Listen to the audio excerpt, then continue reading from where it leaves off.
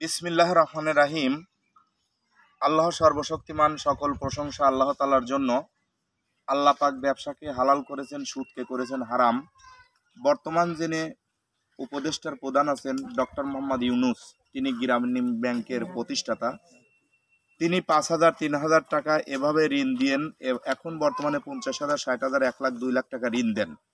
প্রতি সপ্তাহে কিস্তি নেন। মানুষ যদি কিস্তি থেকে বিরত থাকে, অর্থাৎ অসহায় হয়ে যায়, আজ পর্যন্ত নজির কোনো ঘটনা নাই যে গ্রামীণ ব্যাংক পুলিশ দিয়ে কোনো গ্রাহককে ধরে নিয়ে গেছে।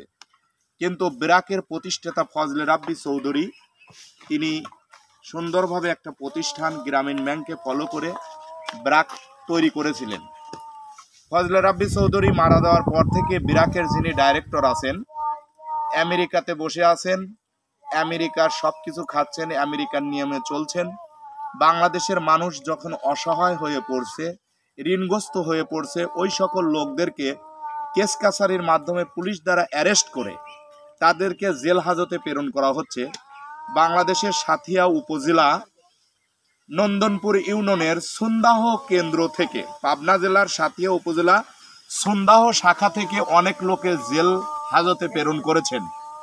আমি অনুরোধ জানাবো, ব্র্যাকের যিনি ডাইরেক্টর আছেন, যারা এই ভিডিওটা দেখছেন, অতি সত্বর যদি এই কেস কাছারি আপনারা বন্ধ না করেন, জনগণের পিঠ যখন দেওয়ালে ঠেকে যায়, 5ই আগস্টের কথা স্মরণ করে, বাংলার ক্ষুধাদারিদ্র মানুষের কথা চিন্তা ভাবনা করে কেস কাছারি উঠিয়ে ফেলুন এবং যে ব্যক্তি যতটুকু কিস্তি দিতে পারে, অর্থাৎ পুরাতন কিস্তিগুলো যতটুকু দিতে পারে তাদের কাছ থেকে ততটুকু নেন এবং নতুন ক্ষুদ্র ঋণ মানুষকে দেন।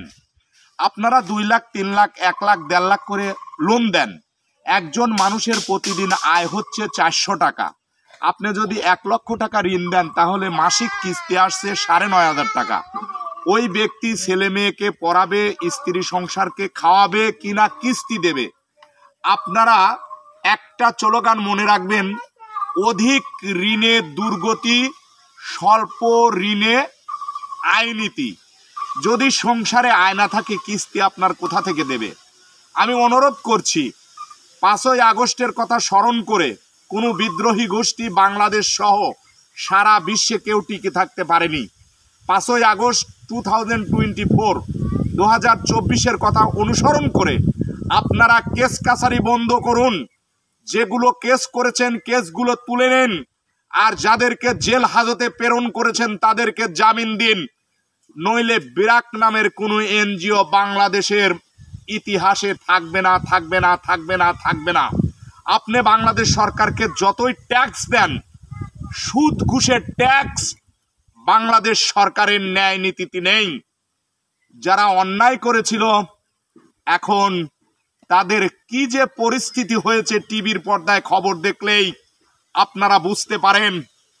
বাংলাদেশের রাজাকার শব্দটি উত্তোলন করেছিলেন সাবেক স্বরাষ্ট্র প্রতিমন্ত্রী আলহাজ শামসুল হক টুকু। হায়রে টুকু, সেই টুকু এখন কোথায়? কোটি টাকার পাহাড় তৈরি করেছিলেন, সোনার নৌকা বানিয়ে তিনি বেড়ার বাড়িতে মাটির নিচে রেখেছিলেন। 5ই আগস্টে সরকারি জায়গা কোনাবাড়িয়া মৎস্য খামার দখল দিয়েছিল তার সুলভ পুত্র, কুলাঙ্গার সন্তান আসিফ শামস রঞ্জন। বারে বাহ, তারা কোথায়? এই কথা চিন্তা করে ব্র্যাকের যারা ডাইরেক্টর আছেন, আপনারা সুন্দরভাবে ব্র্যাক পরিচালনা করেন। আপনারা সহ 43টাই এনজিও বাংলাদেশে কাজ করছে। এর মধ্যে ডক্টর মোহাম্মদ ইউনূসের গ্রামীণ ব্যাংকের আজ পর্যন্ত একটা কেস বাংলাদেশের মাটিতে কোনো জমিনে কোনো মেয়েকে গ্রেপ্তার করেনি। কিন্তু ব্র্যাকের নজির ঘটনা, পাবনা জেল কারাগার সহ বাংলাদেশের 64টি কারাগারে এই ব্র্যাকের ঋণগ্রস্ত ব্যক্তিদেরকে কারাগারে প্রেরণ করা হয়েছে। আবার আমি করজোরে অনুরোধ করছি, আপনারা কেস বন্ধ করুন, কেস বন্ধ করুন। পুরাতন টাকাগুলো কষ্ট করে যে পরিমাণ দেয়, সেই পরিমাণ আপনি কিস্তি আদায় করুন। আমার কিডনিতে একটা সমস্যা হয়েছিল, আমার বাঁচার কোনো পথ ছিল না। সাজেদা ফাউন্ডেশন বাংলাদেশ আমাকে 4 লক্ষ টাকা ঋণ দেয়। আমার সঞ্চয় ডিপিএস ছিল 70,000 টাকা। 3,30,000 টাকা, আমি প্রতি মাসে 3,000 করে টাকা দেই, দিতে দিতে 54,000 পর্যন্ত গেছে এবছরে। আচ্ছা, সাজেদার মতো একটা প্রতিষ্ঠান যদি এভাবে টাকা নিতে পারে, আর বিরাক্ত সাজেদার চেয়ে কোটি কোটি গুণ বড়, তাহলে আপনারা কেস করছেন কেন? হোয়াই? আপনারা কেস করছেন কেন? বন্ধ করুন। গ্রামীণ ব্যাংকের মতো পথ চলুন, তাহলে আপনাদের পথ সুগম হবে, আপনাদের প্রতি গরিব মানুষের আস্থা থাকবে। আল্লাহ হাফেজ।